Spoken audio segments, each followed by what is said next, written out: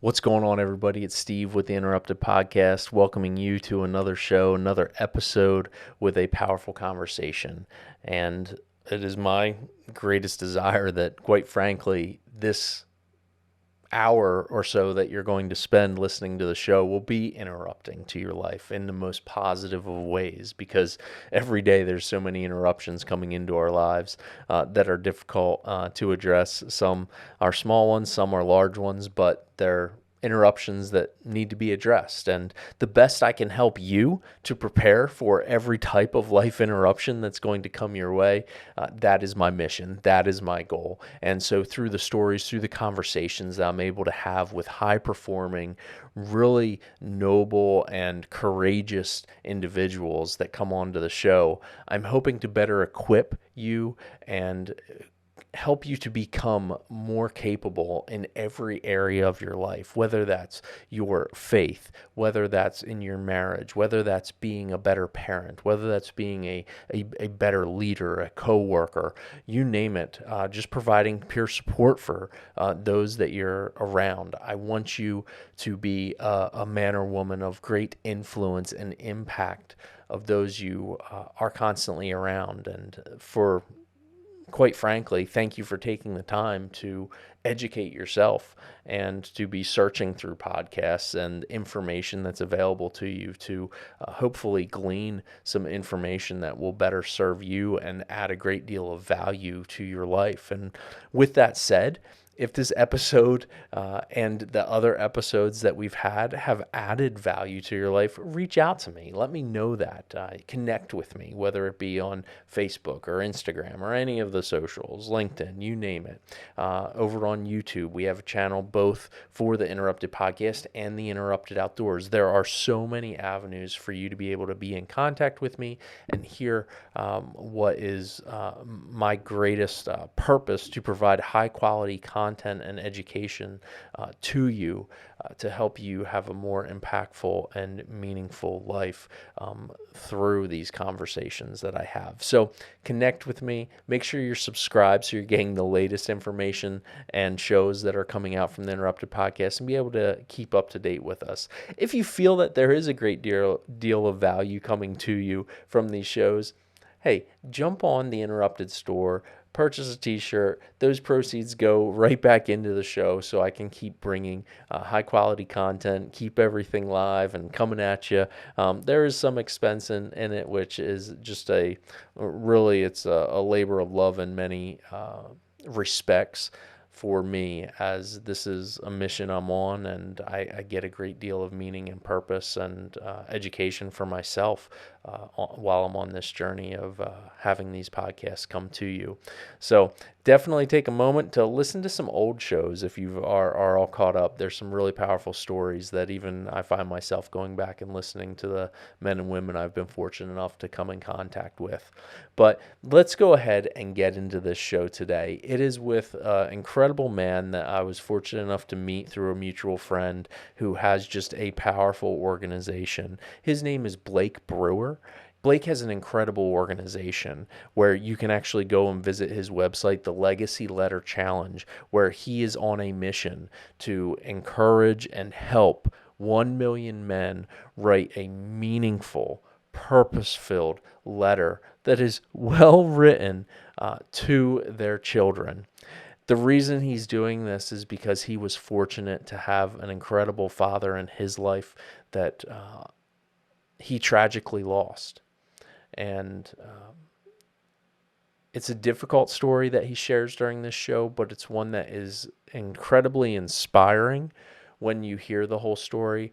And it's even more so inspiring when you think about what Blake has overcome and now what he is on this mission to do to help impact children across the globe through men and women writing letters and telling their children what they think about them and why they're important and why life matters, and just giving some wisdom and pouring back into children, because you never know when you might not be around any longer to be able to have that impact and influence on your children and continue to teach them even beyond your years here on this earth.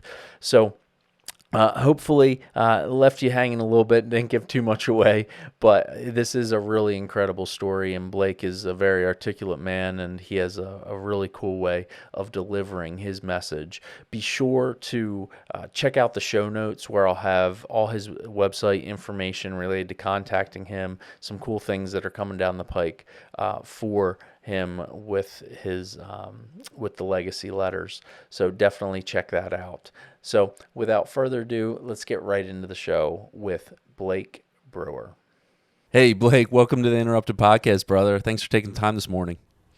Absolutely, man. Excited to have this conversation with you, and I think we're gonna have a good time. Heck yeah, no, it's good. I've been looking for us. We and trying to get this thing. I think we took all summer to try and get linked up with our schedules and things and trainings and Well, we had one booked, but then I think something came up with your job. You had yeah. to go out and work. Yeah, no, that's I've what was crazy is that the day we were supposed to meet, I had two other podcasts scheduled that day, and I had never had to cancel a show or postpone a show before. And of course, that one day, which that's how my job goes, I never know when I'm going to get that call. But I appreciate you working around it, and I'm thankful to sit down because when our mutual friend, man, just connected us, and I got to go through your website and read what you're doing. I was like, man, you are exactly the type of guy, and with what you're doing with your organization, that I want to get this information out to people, because I mean, at the end of the day, the foundation of what we're trying to do here, right, is have these conversations that just stop someone when they're riding in their car or when they're on their run, and just make them ask bigger questions about what they're pursuing, why they're pursuing it. So, with that said, thank you for coming on. Absolutely. So, well, before we get into your story and hear a little about how's your summer been, man? Anything exciting? Any good vacations? Anything going on that just kind of Well, it's get been us a good into your summer eyes? because we were, on the COVID lockdown for a year. And I've been working from home, and so I've got a 5-year-old, 3-year-old, and a 1-year-old. We went on a trip to Destin, Florida, early on in June. Had a blast with the family. And then last week we did another vacation in Colorado. There was actually a wedding up there, so we went up there. We are in Winter Park, and man, it was just so much fun to be up there with my kids and making some memories. And then I also got to do a 3-day leadership retreat with Victor Marks last week, Right. and Victor's ex-Marine. And then we were with some Delta Force guys, and they were doing some amazing leadership training for us. And man, it was awesome. I learned a lot of stuff. Awesome. No, when we were just having our lead up and you were sharing about it, it's like, man, that'd be right in my wheelhouse, and it sounds really exciting. What made you look to and pursue a leadership training like that, where you're going to be engaging in like a force on force training scenarios, and what kind of drove you into that space? Well, Anthony Randall, who is a chaplain, retired chaplain in the Army, he was an Army Ranger, and then he was a chaplain with Delta Force, also a chaplain with the Pittsburgh Pirates. I got to know him in the past year, so I signed up for it's like a 12-week deal, and part Wow. of it was this 3-day deal out there. Okay. And so I think because of my relationship with Anthony, and then I knew Victor a little bit, and I was like, man, this will be fun. And so we did a lot of like ethical and moral leadership training. And then in the afternoon, we're learning jujitsu. And if someone's coming at you, like I've never received any of this training, right? And so if someone's coming at you, how to block the punch, how to take them down to the ground and keep them on the ground. Victor Marks taught us some knife training, which I had no idea Wow. how deadly a knife can be. Yeah, 100%. And then I learned how to clear a house. And I was sitting there learning from Jeff Teagues, who was in Delta Force. And this is like there's like 250 of these guys in the world, and top, and he's teaching us how to go through it. And then I shared with you on that last day that we got to go. We were given a mission. This is what he was doing in Afghanistan, like coming up with these missions for his team. And we had a mission to go rescue a girl that was that had been enslaved. And so we put our gear on, and we came up with a strategy, and we got this girl out of the house, and we're shooting the bad guys. And I felt cool for a second. Well, I mean, in the midst of doing that, what were have you been able to sit, I know it's so recent, and kind of reflect on what maybe were a couple takeaways from the experience that, you can apply? Yeah, absolutely. I think number one, and this is where I feel like actually pretty strong in, is just being focused on my mission Hmm. and living with a mission in your life. And so, my mission is to help 1 million dads write at least one well-written, meaningful, lasting legacy letter. It drives everything I do. But also, I did come away with, man, I need to have a stronger mission for my family.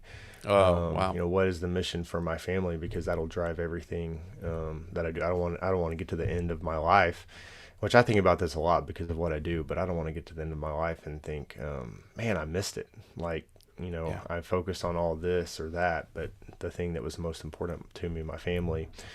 Um, so that was good. And then we went through an exercise on just the trusted agents in your life, and he had like 12 circles written down, and you had to put people in all those circles. Hmm. And I had some circles that were blank, and then I had some circles where, okay, I need a couple more people in there.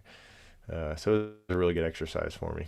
Yeah, no, 100%. Being thoughtful about that, and I mean, we're obviously going to dive deep into legacy today, and thinking about that. But in my profession, and obviously from your experience, um, thinking about our own mortality, and kind of having to sit in that, and wrestle with that, and I think it seems like you either suppress that because it's scary and fearful, or you embrace it and it can really drive what you want to accomplish, and also help you to be very present, is what I find, even in the midst of thinking about, the limited amount of time I have on this earth to make the greatest impact I can make. Um, that that really is the horsepower behind everything I do. Yeah, absolutely. I was talking to a guy about this yesterday, and this is really one of the exercises in my program is to help a dad, fast forward to his deathbed. Mm, And like you said, it's, a lot of people don't want to do that. But we're going to be there one day. We're yeah. going to be at the end of our life. And what do we hear over and over from people when they get to the end of their life? They wish they had invested more in their relationships, their family, and their friends. No one's sitting there saying, "Oh, I wish I would have worked more." Although work is absolutely a vital part of what we do, in providing and protecting our family. Um, but yeah, absolutely. You do that exercise and think about, okay, yeah, 30 years from now, whenever our last day is, which we don't know, it could be tomorrow, it could Yeah. be today for us. Yeah. And so just living with no regrets. Yeah, no, it's good to think about. It can be overwhelming at times, but it's amazing what you can walk away with when you just reflect on it a little bit. And I think it's fun if you're around the right person or trusted friends to have those conversations about, even reflecting on what you've done already, and being grateful for those experiences that you've had, good or bad, because we have to be able to extract meaning from the things that we go through, whether it's things we actively choose to go through, or whether it's things that that was the course of our life that were out of our control.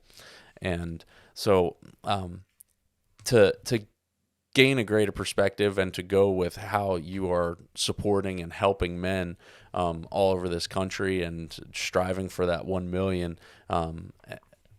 Let's get the audience the foundation of this. And would you, I guess first, just take us back to, give us a little bit of history, and family of origin, and where you grew up, and what it was like to be in your family, and even if you can talk about some of the earliest memories, because particularly what it seems to me is those early memories, and even character building that was being done within you because of your parents, is what I would think had to play a role in where you are today.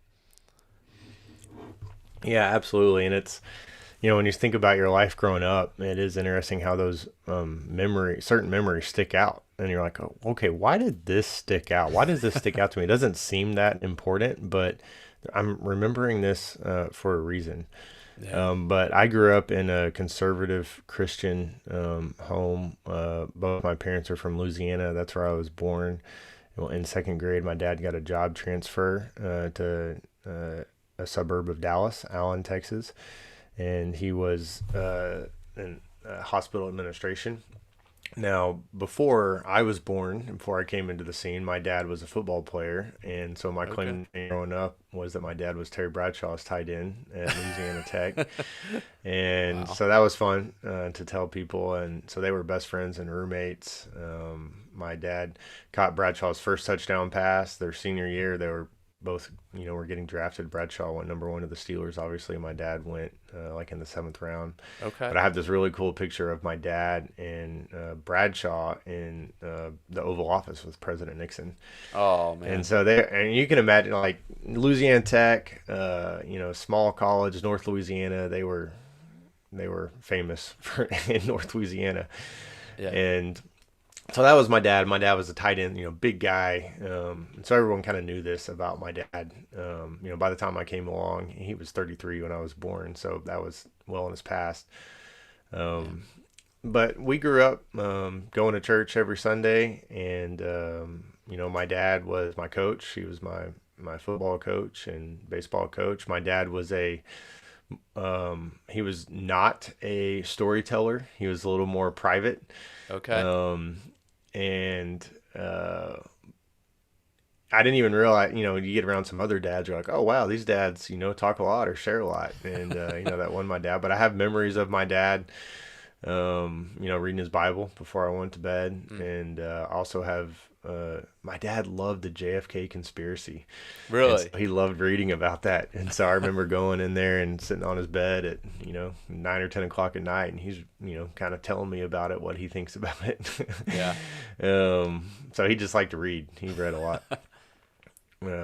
But yeah, and then in 10th grade, my dad got another job transfer from Dallas to Tulsa, Okay. and so ended up there. So I think moving around definitely shaped who I am, and getting to experience different people, and just, Now, uh, do you have any siblings? yeah. So I've got a younger sister, 1 year younger than me, and then a brother that's 3 years younger than me. Okay. All right. So yeah, you had to lead the way. Uh, And what? Yeah, I Go ahead.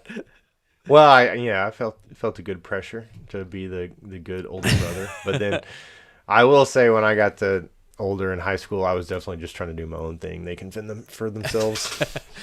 They're along the way. Now, do you remember? Do you have any memories, even as a teenager, um, of conversations or things that your father would tell you about your role in the family? Did you settle into that? Was it just something that came up, or I'm always curious about those early leadership moments, because even in the family unit, we play a role, right? And I'm not necessarily talking so much about characteristics of birth order, but more of intentional teaching and or observation, which in many cases it is. I can't remember a specific conversation. I do remember things that would happen, and I remember my dad telling me, "I expected more out of you," Hmm. and just having this feeling of disappointment. It's really interesting. You learn a lot in your parents' disappointment. There was one time that this is actually one of my more embarrassing moments. I've never shared this, Okay. but like in like fourth or fifth grade, there was a girl in my driveway, and she was messing with us, and I just got a new pocket knife, and I pulled that pocket knife out on her, Oh. and said, "Okay, you're gonna keep messing with this," and I like held this knife in her face. Now I was Mm. not in any way gonna trying to physically do anything, but I mean, she went and knocked on my door and told my parents about it, which the second I realized that was happening, I was already like crying. Yeah, No, yeah. don't tell Tim, because I knew it was not going to be bad. She actually told my mom, and then my mom's like, "Wait till your dad gets home." And just Mm, seeing my mm. dad's disappointment, Yeah. like I knew I'd messed up. But there was a couple other times in my dad's disappointment. I remember in high school, I was at this church camp in Oklahoma, and there's probably 5,000 people there, and right, they were up there singing, and my youth minister come and taps me on the shoulder and says, "Hey, they didn't get in." And it was actually James Langford, who's the Oh, senator from Oklahoma now. yeah, Like he okay. was the head guy at this church camp, and he Wow. needed a student to come up and do this prayer, like right when the song ended. And my youth minister asked me, I was kind of a leader in the group, in our youth group, and of course he would come ask me, and of course I was too scared, man. I Uh, chickened out. I was like, I mean, I just like froze, like I I can't can't do do it. that. Yeah. So then he went and asked this girl who I was friends with, and the whole time she was up there praying, I was like, oh, I know that should be me. I feel like such a chicken. Mm. And then I get home from this week long camp, and I tell my dad about it. And I was kind of nervous to tell him, but I just told him. I said, what happened? And man, the disappointment on my dad's face. He said, Blake, it's just talking to God. Whether it's one person or 5,000 people, you're just talking to God. And I just, when to hear my dad's disappointment in that, and just the reality of it. Yeah, it's just talking to God. And that's one of those things that just stood out to me. It's like, yeah, I need to have more courage. And just, yeah, it's just talking to God. Yeah. Well, how old were you when um, faith became less of a practice and more of a personal experience for you, and you realized that this, no matter what, is going to encompass who I am and needs to drive my passions, my pursuits, and how people will see me. Honestly, I think pretty early on. Okay. Um, we were, like I said, we were going to church every Sunday, and for the most, my dad was, and my parents were not perfect by any means. I saw my dad have a temper at different times, and but for the most part, I saw my parents living out the faith, that it wasn't just like a Sunday thing. Mm. Like this is just who we are. This is, we follow God in our family. And so I really, I remember in elementary school, like I was, you know, like I got made fun of a little bit Mm. for, uh, you know, being a Christian, I Yeah. guess, as Being much as that you being can in that church elementary kid, school. you know. Yeah, like I didn't say Yeah. cuss words, right? And so it's like, oh, I got made fun of for not saying cuss words, like things like that. Yeah. Um, so, but I think all along I was trying to figure out what this actually meant to be a Christian, but I was definitely trying. Yeah.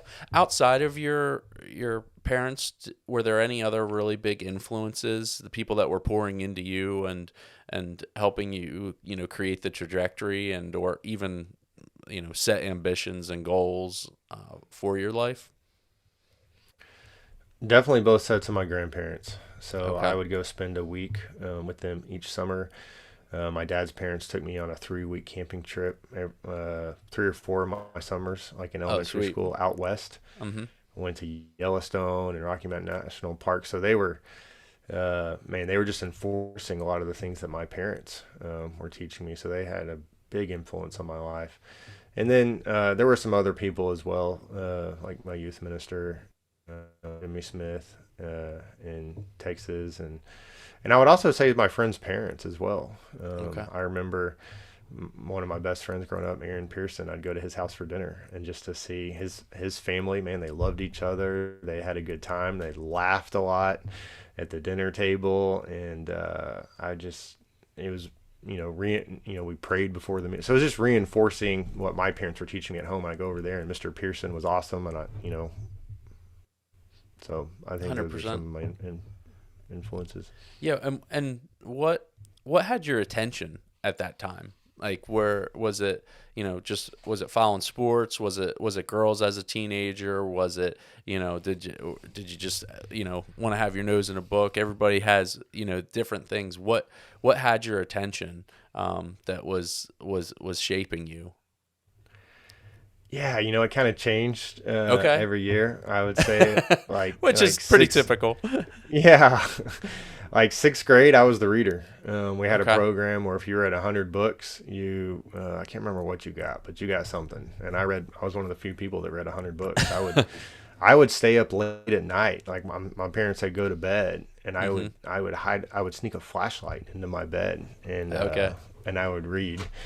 Um, And then, I was definitely, growing up in Dallas, I was an NFL guy. And Okay. so versus like college sports. And so Saints were my number one team, then the Cowboys. So All right.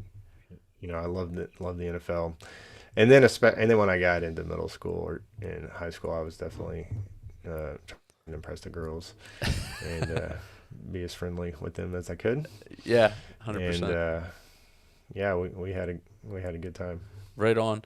What was it like in your home watching football with your dad and with his background and the connections obviously he made, and I'm just curious to your viewing experience and immersion into professional athletics just because of his background, because as we know, like I mean my dad, he would watch sports here and there, but it wasn't a big thing for him. He was a very busy guy, and just it wasn't big. But I had some uncles that, man, on Sundays when we go over, and my experience of and love of sports came from all these influences because of having an athletic family. And all those experiences, as I talk to different men and women, it's interesting how their perceptions of the different types of sports, and even whether it's NFL or college football, really are shaped by the people you view those sports with.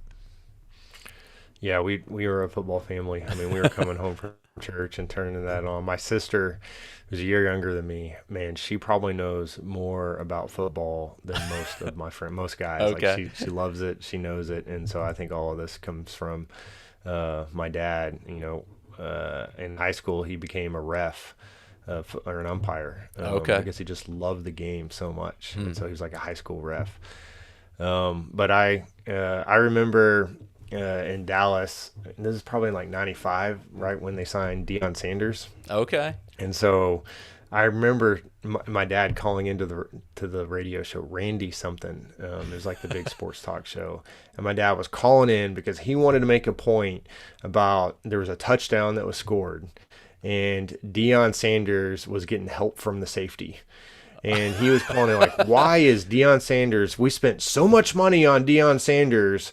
Like, why does the safety have to help him? The safety needs to be helping the other guy. Yeah. Wow, man. Fired up. Yeah, Uh, yeah, th- that's a cool memory to hear. Even just watching it, you can kind of come alive. You can kind of relive it, and those little nuggets are absolutely what I like to think about as I think about family and remember, and why, like you said, why those moments stand out in our heads. And I think some of it's just because as we remember people and think about our past, those are the key moments that we can even apply now as we interact with people and what we pursue, and kind of getting existential there a little bit, but those are important things to recognize when they happen in terms of thinking yeah. about the past. Well, and it makes me nervous as a dad now because you just never know when those moments are going to happen where you're going to say something where it's going to stick with your kids, whether positive or negative. I'll tell you a quick story. When I was Yeah. in fourth grade, my dad was my coach, and I was the running back. And so on this kickoff, I was the return man, and my dad had called a reverse. Mm. And so I was supposed to hand off to the guy. Right before I hand it off, I look down the field and I see that nobody is down there. And I keep the ball and I run the ball and I score a touchdown. And then when I score this touchdown, I'm nervous Mm. because I did not do what the play was supposed to be. I mean, we're all celebrating, but okay, what's my dad going to say? Right. So I go over to the sideline. Of course, he's celebrating too. He's excited. And he didn't say anything about it. Well, then that afternoon, after the game was over, we're talking about the game. And he said, Blake, we won the game today. Great game. I was proud of you. But I got to tell you, the thing that made me the most proud was when you kept that ball. He said, you looked down the field and saw that nobody was coming, and you made it a split second decision to keep the ball, which was the right decision. Mm. You went and scored a touchdown. I was proud of how you did that. Man. And man, when my dad said that to me, I did not even realize in the moment like how important that was, but that keeps coming up. I'm 38 years old and I still think about that. And so I think that has really shaped my life. The fact that my dad said he was proud of me for me, being able to look into the future, look down the field, and be able to change the play Yeah. and do what I think is right.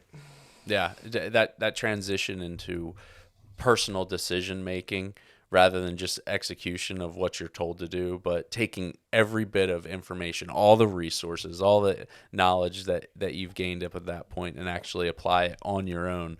I think that's a important transition for men and women is to say, at each stage of life, I think there's these moments that it's like, you were tested right there and you applied it and it was acknowledged. And I think that is that reinforcement of those good decisions is what's so important. And that I don't want to miss as a father is like when something really spectacular or standout happens like that to reinforce that. So when you're this many years away from it, you can say that, yeah, that was one of those times that propelled me to be doing what I'm doing now.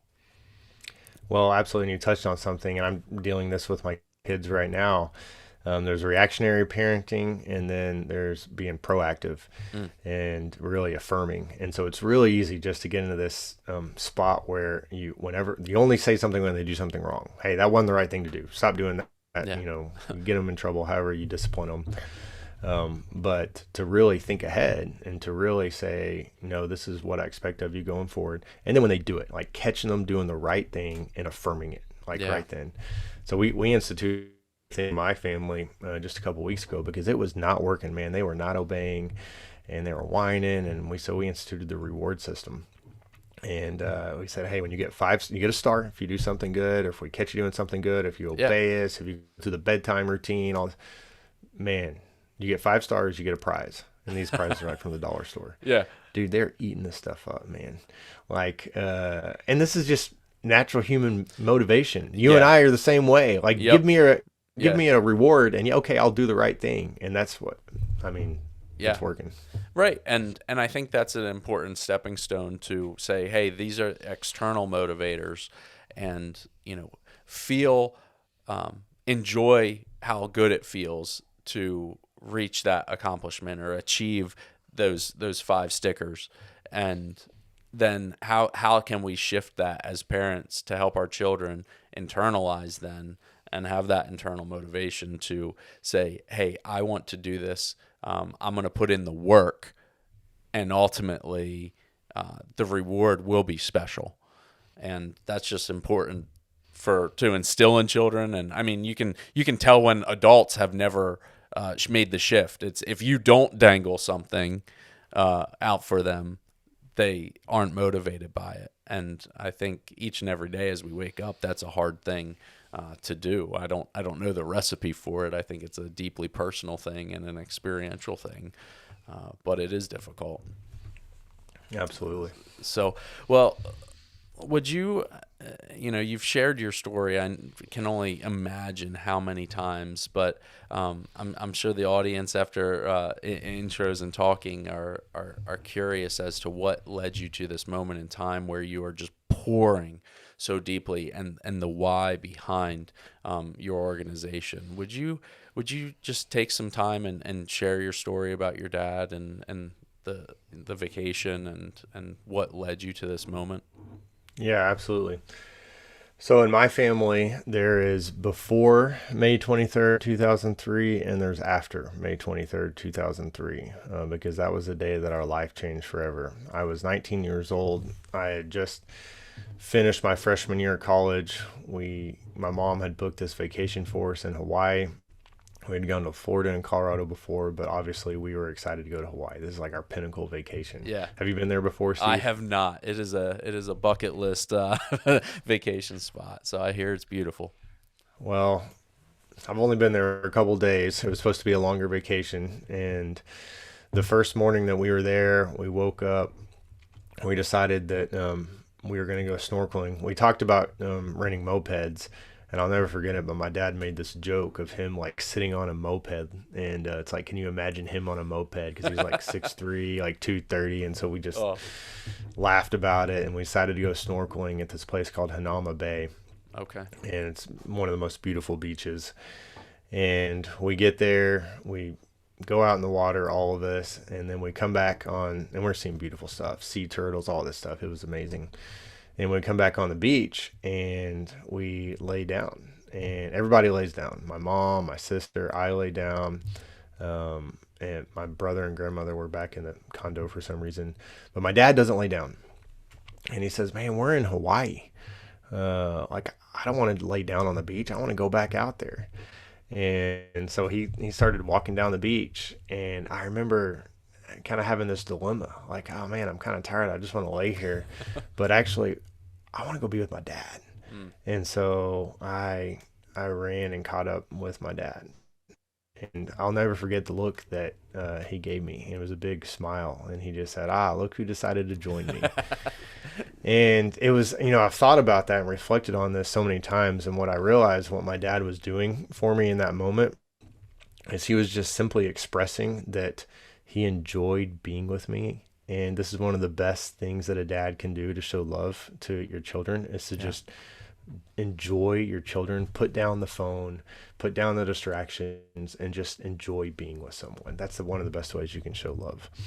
And so my dad did that for me that day, and he had done that for me many times in my life. And so we go out into the water, and we're just kind of snorkeling side by side, and we are seeing all the beautiful fish again, and it's just like, man, this is so cool, me and my dad. And we ended up in this area that I now know is called Witch's Brew. And this area of the bay, which is really known for the treacherous waters, and the waves picked up. And so I picked my head out of the water, like, man, where'd my dad go? And I see my dad, and he is trying to climb up onto this rock that's kind of coming out of the water. And I remember thinking, this is not a good idea, because the waves are just crashing against it. And sure enough, about halfway up, my dad gets hit by a wave, gets knocked into the water, and I'm thinking, oh man, I need to get over there and help him. And so I swim over there to where I thought he was. I didn't see him. I'm now by the rock. I think, okay, I got to get out of the water. I'm exhausted. Maybe I can find my dad. By the grace of God, I'm able to get up on that same rock that my dad tried to. No wave knocked me down. As soon as I get up on top of the rock, I see my dad. And he is looking at me, and he's treading water. And so he looks right at me and says, "Help, I need help." And my dad had this really voice, but this was a whimper. And so I knew he was in trouble.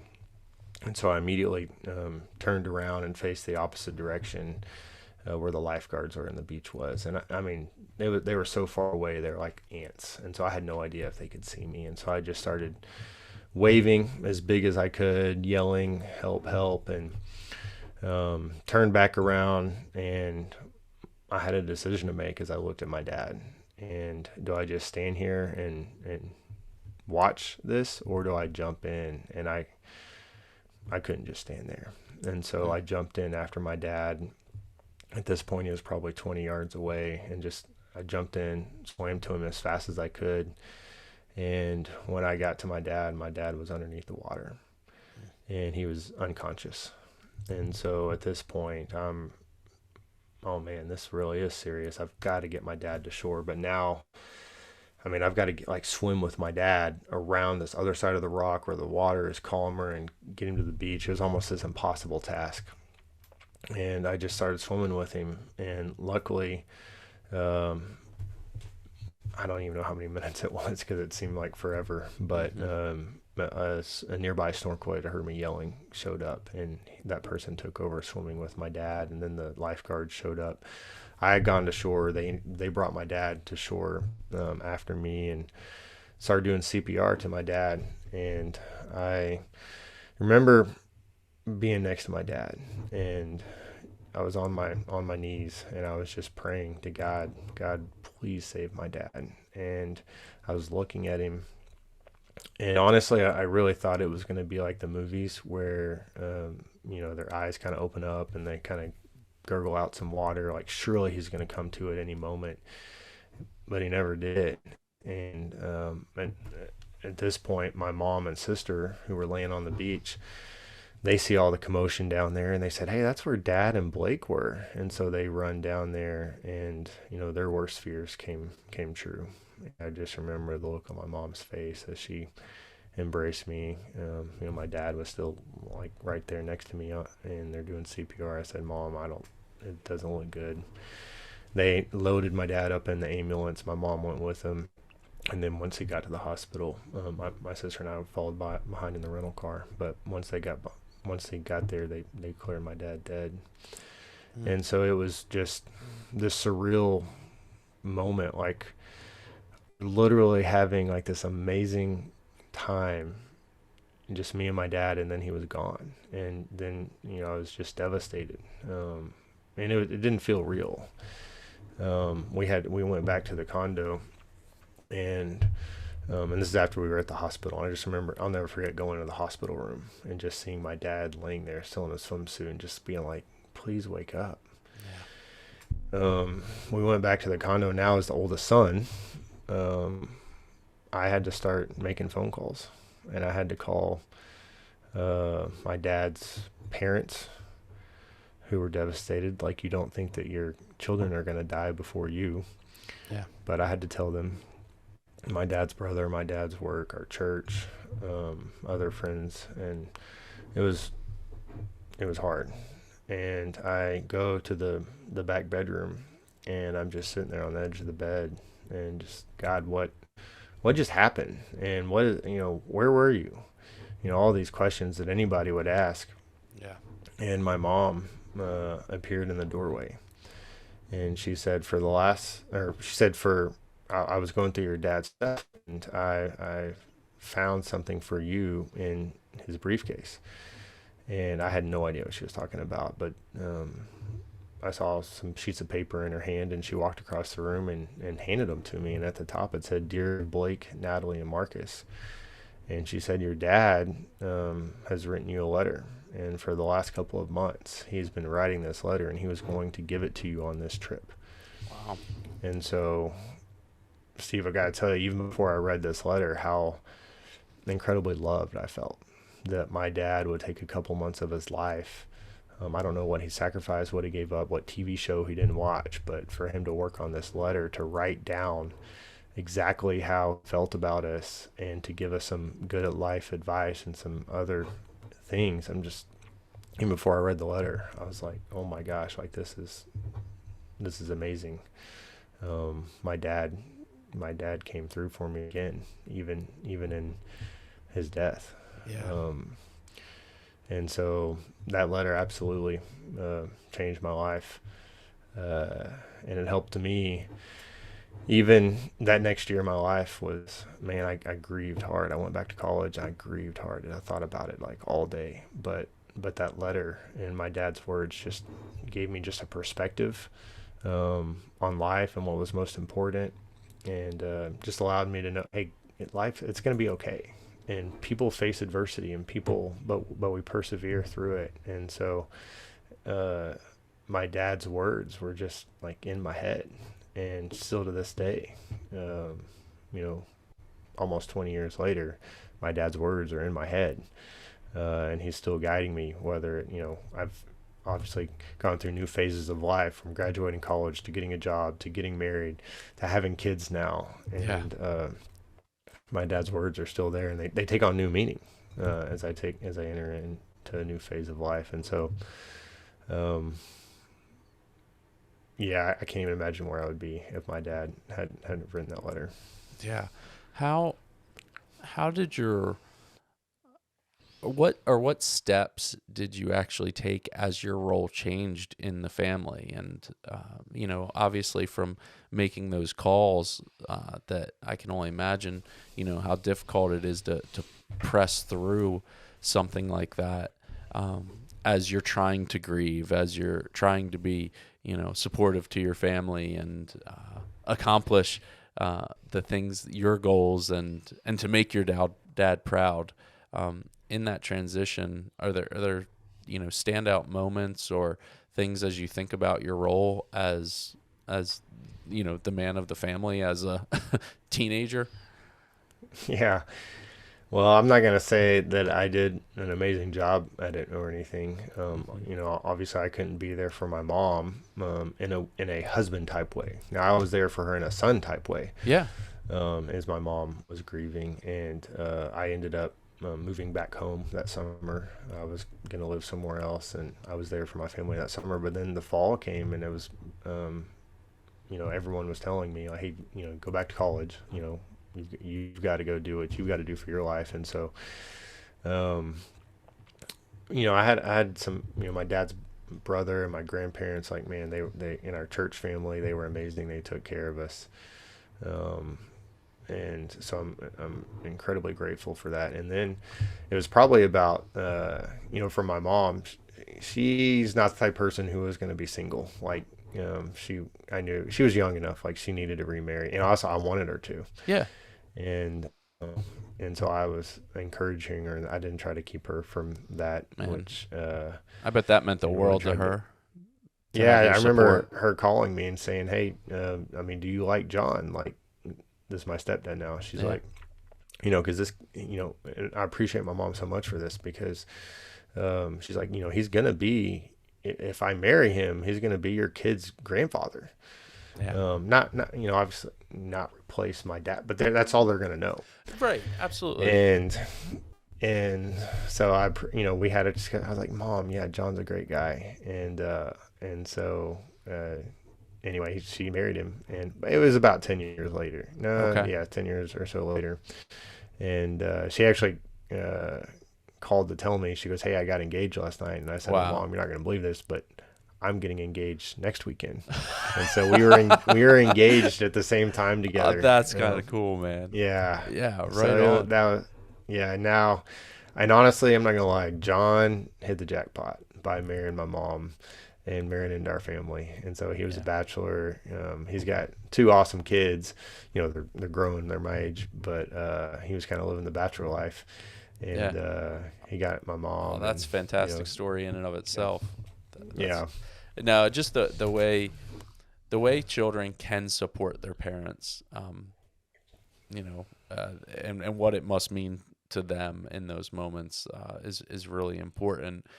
I'm curious to know what were some helpful things that the people that you trusted and cared for you did in those moments, to not just offer kind of the a trite statement of condolence, or that were that it's easy to just be dismissive when someone's saying the nice things. Were there anything, or was there anything that was really helpful that anybody in your life was doing? And I say that only to inform, as there are people all the time that are losing loved ones and family, and oftentimes what people say to them can cause more depressing feelings rather than ones of support and companionship in difficult moments. yeah. I can tell you one thing that one person said to me that really bothered me, and he said, "Man, what was your dad thinking swimming out in that Mm. area?" And I don't know, just hurt. I was like, and I'm at a spot now where I can say, yeah, that wasn't the wisest place for us to be. But man, I didn't want to hear that right at that moment, like it was my dad's fault. And but man, my family was amazing. I could have easily slipped into this um, like spot where I felt guilty, like I didn't save my dad, or if I hadn't gone down the beach and caught up to my dad, like on his own, he may not have gone out that far, but because we were together, we went out that far, and Mm. I never felt it though, and no one ever put that guilt on me, like, hey, this is your fault, like why did you let dad go out there? Why didn't you save him? None of that. And so Yeah. I would say that the best thing that people did for me was the people who were willing to talk about it and listen to me. And I knew that they were willing to listen when they kept asking questions. Mm. If people ask, okay, how are you doing? And if they don't ask a follow up question, they don't really care. They were just trying to ask just to be polite. But man, I did not mind talking about it, and I did not mind talking about my dad. And so when someone actually gave that opportunity to me to talk about it, like, it was therapeutic for me. But I wasn't just going to start talking unless someone was truly interested. And so I would say I've actually I've taken that and I would say over the last, however many years, I have the reputation with my friends. Like, wait, you talked to that person about that? Like, you barely even knew them. Like, like I know them way better. I've never talked to them about that. Yeah. And I just have you can use the word ability, or the skill of just talking to someone and drawing something out. And really, it's all because of my experience, because I just know for the most part, and people are willing to talk about something if you just show that you care, and you show Yeah. you care by actually listening and asking questions. So I try to actually, I see it as a service that I can offer someone, because I know it's good to talk about stuff. Like, it's not good to bottle it Yeah.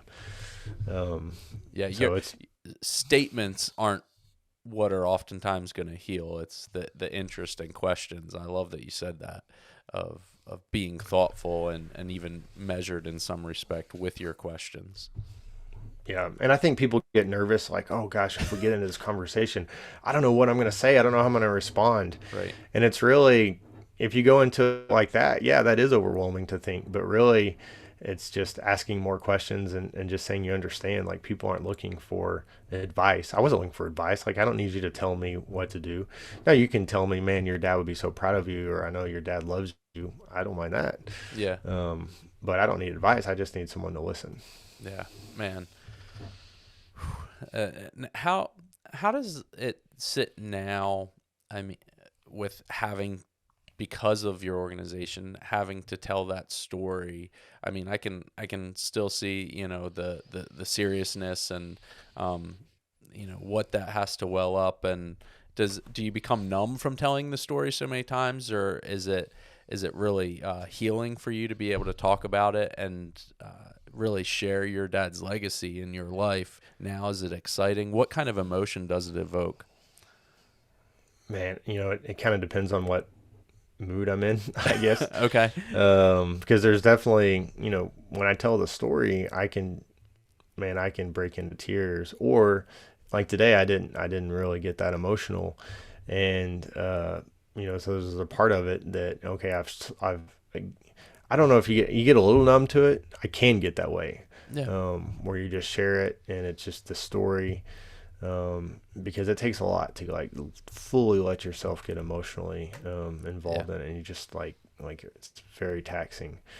But man, I appreciate anyone who lets me share the story, because I feel like it's honoring my dad's legacy Yeah. 100%. when I get to share the story. And honestly, the reason I share it is because if it's going to help somebody else out, in whatever they're going through, in whatever way, then man, I absolutely want to share it. Yeah. No, I'm always amazed at the courage in which people can speak about the most tragic and difficult times of life. I tend to fall on the much more emotional end of the spectrum with things like that, particularly when it's around family. If you want to, put me in a dark spot, or make me really think or have a hard time, it's make me talk about my family in the difficult times. And it's hard. It is. And to have the courage to even stay external, and not turn too much internal, to be able to share a message that has a deep purpose and can offer so much value to people is really important. And so that was just something that was coming up as you were talking. I'm like, man, there's power in your words, because of how thoughtful you are, and it's very uplifting to even hear the details of that awful day for you, because look, we all have awful days, and the way you're living out your life now, with what you went through, is pretty exceptional. And that's not a question at all. It's just an observation that's extremely helpful. And after our first conversation, I believe that to be the case about this conversation that we were going to have. And so I don't know. I just say that in a hopefully encouraging way. It just stood out as you were talking about your father. Yeah, absolutely. I don't think I could be talking about it if I had gone through the full grieving process. To be honest, my dad's letter, helped me get through it all, and just Yeah. have be more emotionally healthy about it. I think if you if you haven't fully gone through that, it would be hard to talk about it. But going back to that story that I shared earlier, when I was too scared to pray in front of everybody and do what I know I needed to do. And so that's in the back of my head because I feel this calling to share this story. Yeah. And to be honest, I feel like I'd be disappointing my dad if I didn't share it.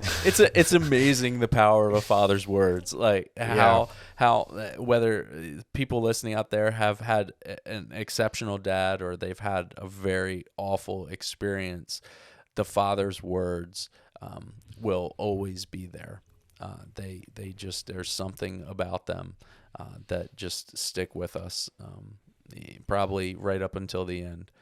So it's important. Well, Blake, at what point did you say to yourself, I'm only assuming here, you can correct the record, of just being in a career, living your life, to say, I need to take these experiences and what my dad gave back to me and begin your organization, the origins of this organization? Yeah, well, I've, since my dad died, I shared the story of the letter multiple. I mean, it was my story. Yeah.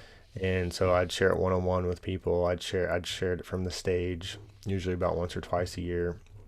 And then when I had kids, that's when, your world changes completely. Okay, I'm a dad now. And it honestly even took like a year after my oldest, because that first year they're, just a baby, and, but then they grow older and you're like, okay, I'm a dad. I've got, I've got some responsibility here. And I was like, okay, I've got to write a letter to my kids. My dad did this for me, and I'm going to do this. I don't know when my last day is going to be. I'm going to write him a letter to make sure that all of this is written down. Yeah. And man, it was hard. And it took me a long time. Because I was just busy, like life was going on. I wasn't exactly sure how I was going to write it. And so it's just one of these things that's just like hanging over my head.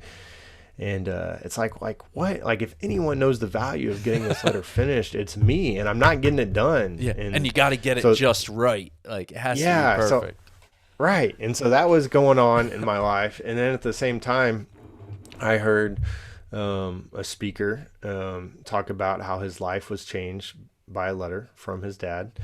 And then another guy, so Victor Marx has a story where he got a letter from his biological dad when he was 25, 26 years old. He was living a hellacious life, in his words. Gets this letter from his dad, who doesn't really know. His dad says, "Dear son," and ticked, like, "Dear son," like who are you to say, "Call me son"?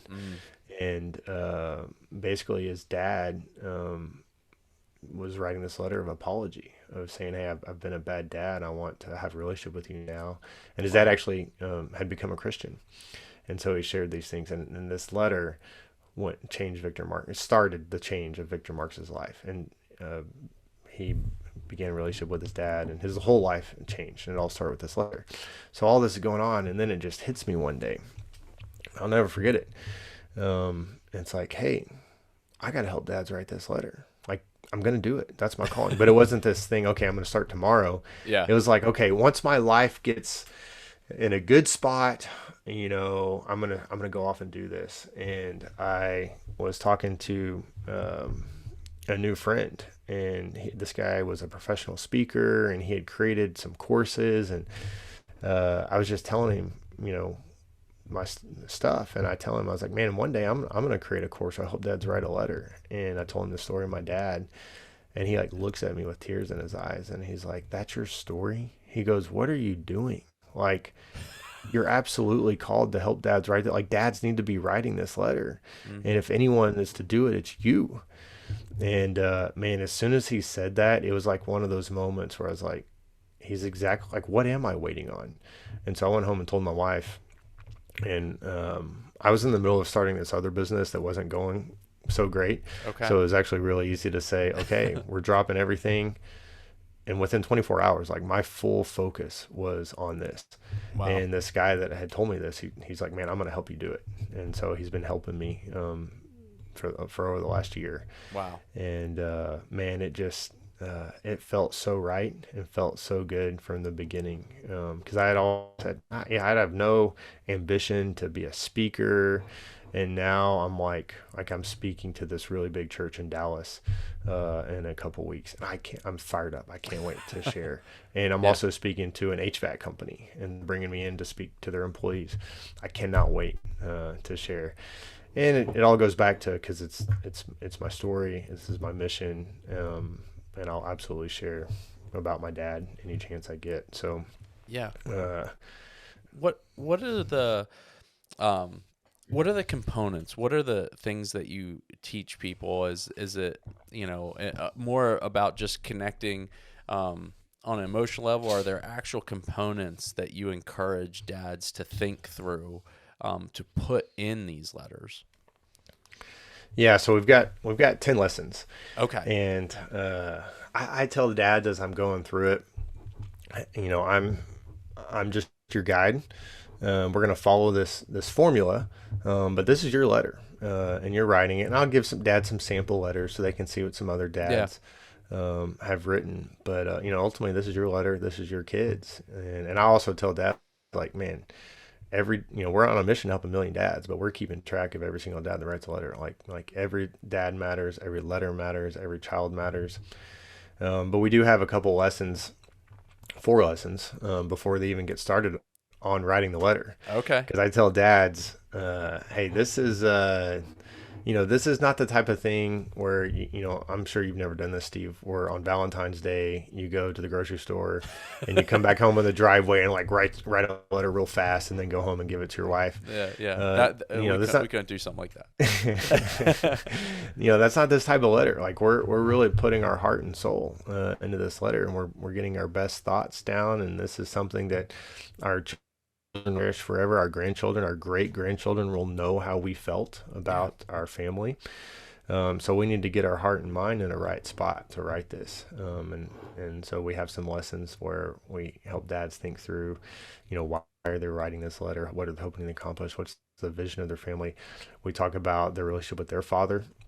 We have an exercise that's really powerful, that helps dads think through how their father affected them, and it also helps them be a better dad towards their children. Yeah. So we have some lessons like that, and then once we get going on the letter, we basically break the letter down into different sections. Okay. And I tell dads, like, man, absolutely, like what your children need, but I also know generally what every person needs from their dad, and some things that you need to share with them. And so we make sure and get those things in the letter. And every week dads are finishing their letter and they tell me, like, man, I would not have written this good of a letter without your help. Like, Yeah. I didn't know, that you help me get my thoughts organized, and I'm able to just, go through this process. And really, it's what every dad tells me, because the whole thing is about your children and writing a letter for them to help give them what they need to build their confidence, have a successful life, to teach them what you know. But really, it's the dad who feels the most like immediate impact. It's such a self-reflective Yeah. exercise to think through. Okay, yeah, like what is the most important things in life, like that I'm going to convey to my children. So to stop and think about that, yeah, you end up kind of preaching to yourself a little bit. Yeah. Absolutely. It's such an overwhelming task, I think. And whether you're a good writer or you're someone with very limited education and you don't know where to start, just in a simple writing process, to have something laid out where you can answer some very difficult questions about life in general and about yourself, and the guidance, I think, is really important anytime you attack a project, right? Getting that outline, understanding what to do, and having someone like yourself have walked before it and seen the impact of it. And I can only imagine how it kind of evolves and your strategies evolve to help men. I'm excited to even hear in the future kind of how that will unravel. Now, how long have you been at this? So we've been at it about a year now, Wow. and so one year in, and it's really starting to take off. I could not imagine that we'd be where we're at.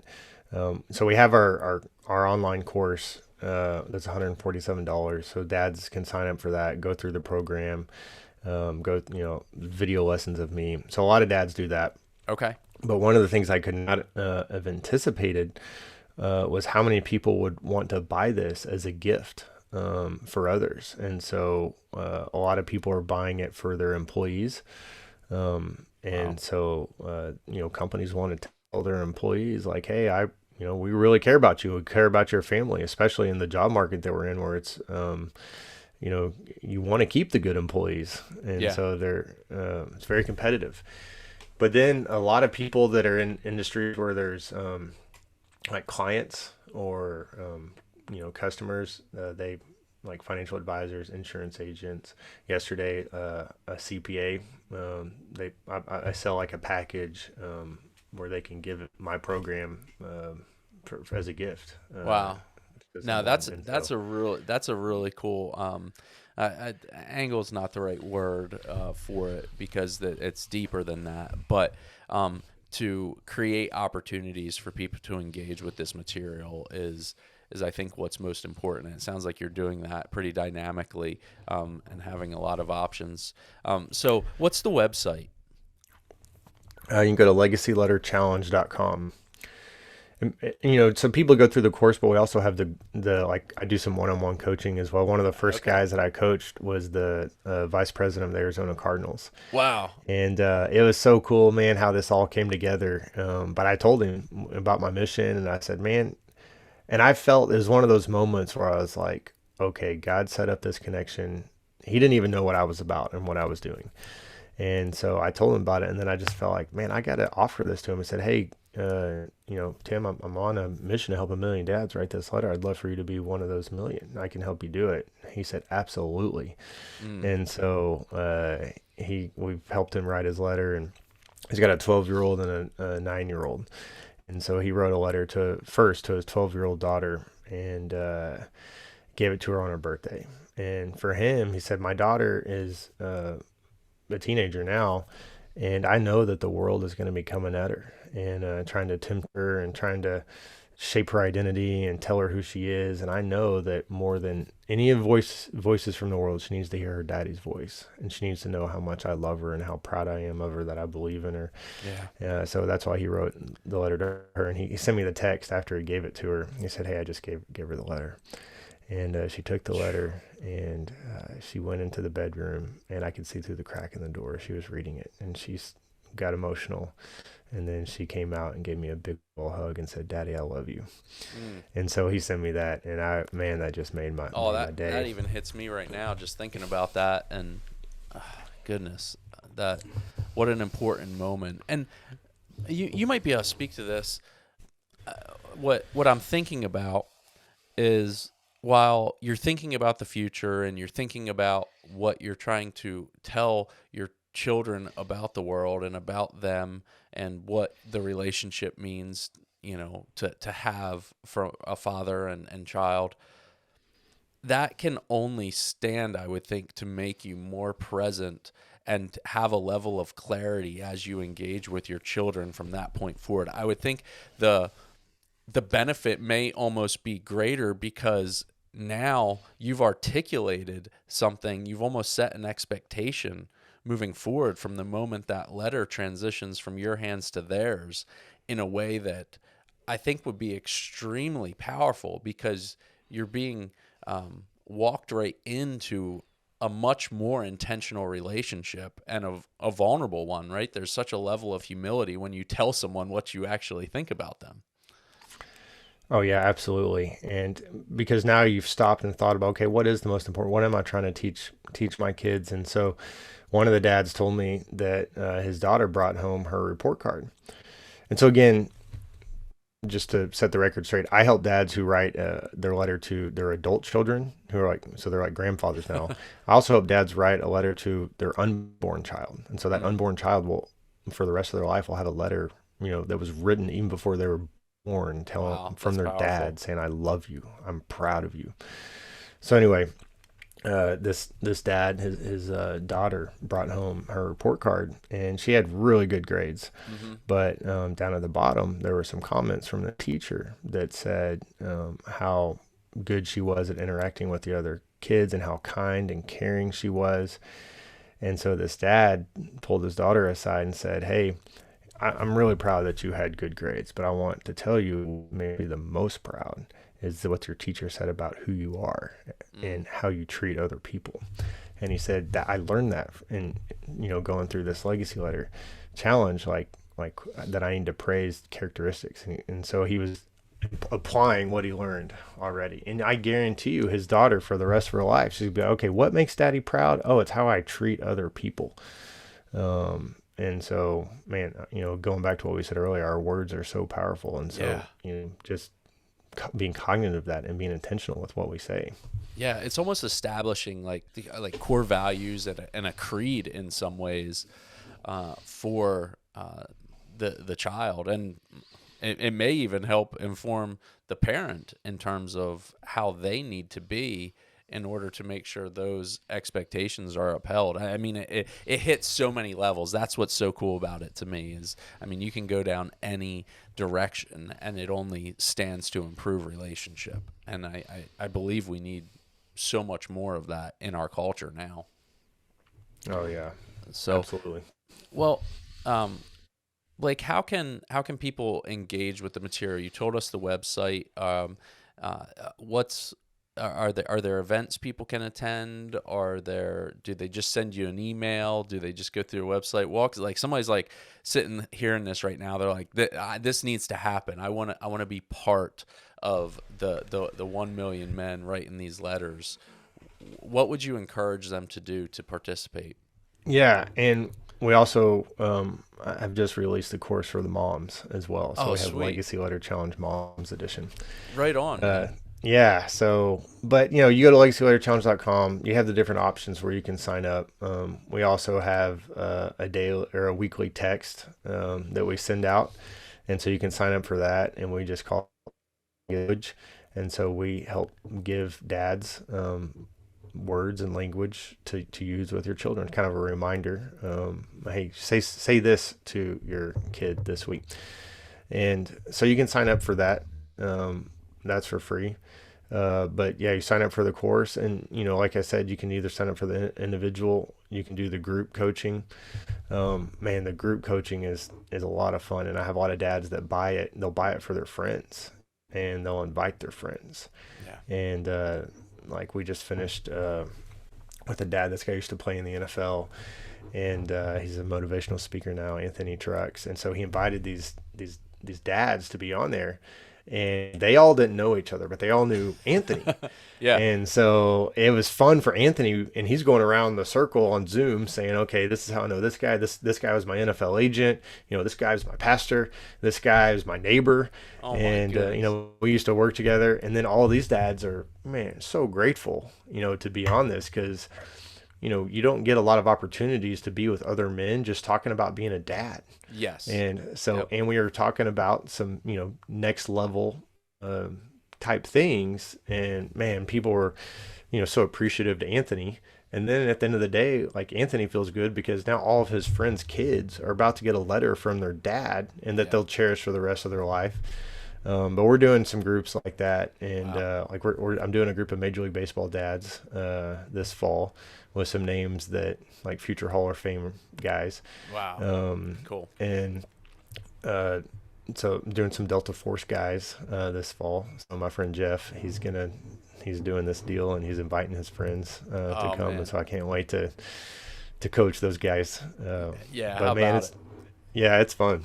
What an opportunity. And there's not too many things out there where you can give a gift that impacts people beyond the person you gave it to. And I think that's what's so stand out about this is, whether it's, you buy this for, your best friend and it impacts their children and it transfers on. Like it's one of those things that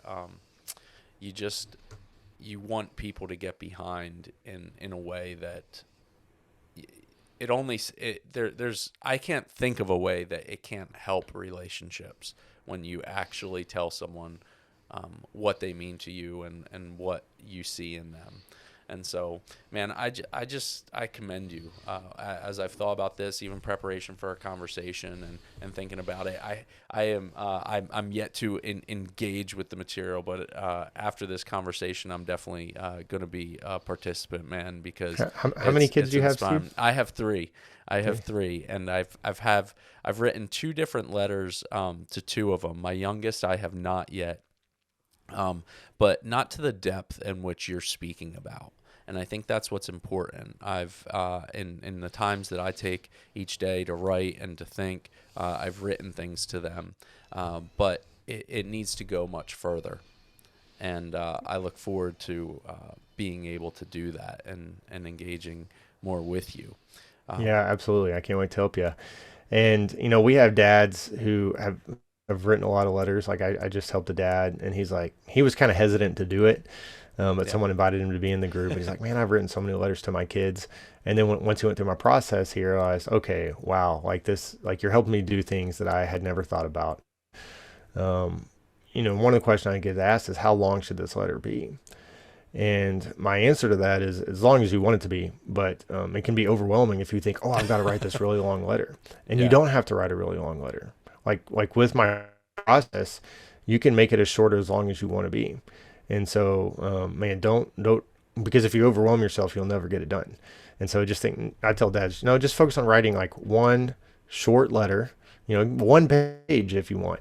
Now, once you get going on it, you might end up, surprise yourselves maybe longer, yeah, but just, don't put that burden on yourself, because you got to have something written down, because when yeah. something is written down, that's when it's lasting. And so we've got to have something down, something that our kids can take with them for the rest of their life. Yeah. What's next, Blake? What's on the horizon? I can only imagine a guy like you and what you're thinking and what you're trying to put in place. You have a vision, but now you've actually, with the help of your friend, you've committed to this, and it sounds like you're all in. What are you dreaming up that you're able to share with us? There are definitely some exciting opportunities and some partnerships with some big organizations. Yeah. We're starting to get some more national media. So I don't know exactly when the timeline. I'm totally patient. My wife's like, hey, when's it? When's it gonna get really big? I think Yeah, yeah, I think she's looking at the money, but yeah. That's all right. That's but all right. right, yeah. So I'm excited about what's next. Honestly, I look a lot at Dave Ramsey, Yeah. and Dave Ramsey helps a lot of people manage their finances, and he's got 900 people on his staff. So I see as we grow, I don't know if we'll ever get that big, but just securing partners all over the country to that believe in this mission and want to help dads and moms write letters. There's some things that we're going to be creating to help dads past writing the letter. Hey, how to continue to live out this letter that you wrote. Right on. So we'll be coming out with some things So, like that. man. Well, Blake, I hear also you got something really exciting in the works that I'd love to hear more about if you're willing to talk about it from our little lead up we had. Yeah, absolutely. It's not even in the works. Like, we've announced it. Oh, okay. Uh, All right. Well, even better then. yeah. So this, as of July 1st, college athletes for the first time ever in history can get paid for their name, image, and likeness (NIL). And so there's a lot of news out there about getting sponsored by who. And so we had the idea of, hey, we should sponsor a dad to help him write his legacy letter, and pay him and be a partner. Yeah. And so we found a dad, Arkansas Razorbacks, where I'm alumni, and he's got a 2-year-old son. So Coylan Jackson is this guy's name. He's a tight end. His dad was actually tight end for the Eagles and Okay. for the Packers.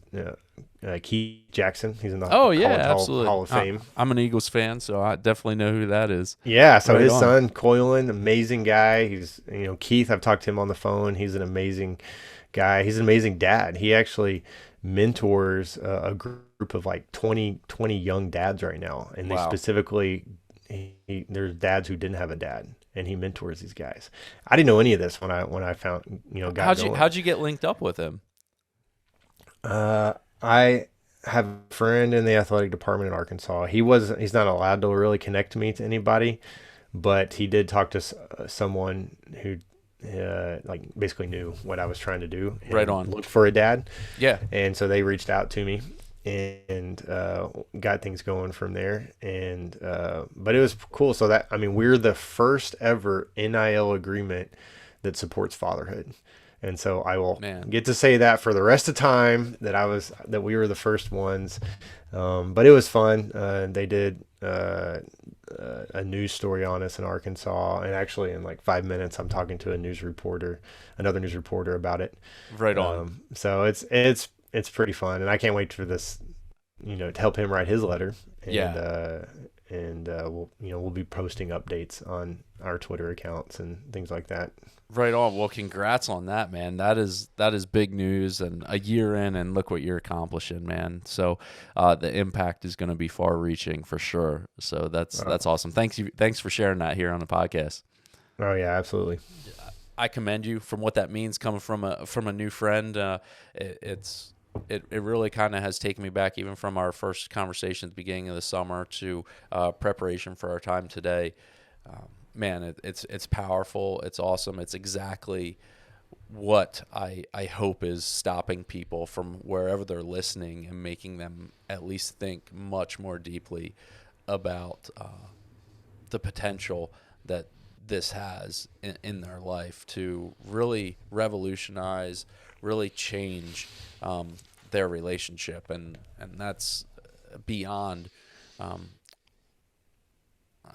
I really don't have a specific word. It's just beyond what I ever wanted for even a platform like this to be able to create opportunities for people to engage with somebody like you and your passion and your mission. So keep doing it, man. If there's any way that the podcast, if me, can support what you're doing and get the word out more, please let us know, man. You got a full on friend in this mission that you're on. So I appreciate you, man, for taking this time Absolutely, today. man. I appreciate it a ton. I really do believe that a letter with their father's words or mother's words can change a person's life. And so, can you imagine when 10,000 dads or 100,000 dads or a million dads and beyond, 10 million dads have written this letter? And I mean, I'm praying and hoping that, as we look at a lot of the issues in our country right now, people would be a lot better off if they had their dad speaking into their life. Yeah. And so And I'm doing what my part to try to help that happen. Yes, sir. And that made me think of something, Blake. It's constantly we hear about the devastation that the broken family is causing in our culture. And look, these letters don't have to be for the family that has it all together. Mm. Most If families don't have. I don't know. Most families, you get to know any family, and it's like, okay, there's issues or there's things yeah, going on. Nobody's perfect, and so but the the family that the man that's lost touch with their family, or the person that's incarcerated somewhere, there's so many people that need to hear the words that are on the hearts of men and women out there, and this is a step to restoring the family, and anybody that is doing anything to that end, this podcast, I am in full support of. So I hope this impacts as many people as possible, and all the stuff that's upcoming on the horizon for you and your organization. Let us know when you get word and are able to share some of the big news. Let me know, because we'll push it out as well. So, brother, I thank you for your time today, and let's continue to be in touch. absolutely appreciate you, Steve. Yeah, thank you.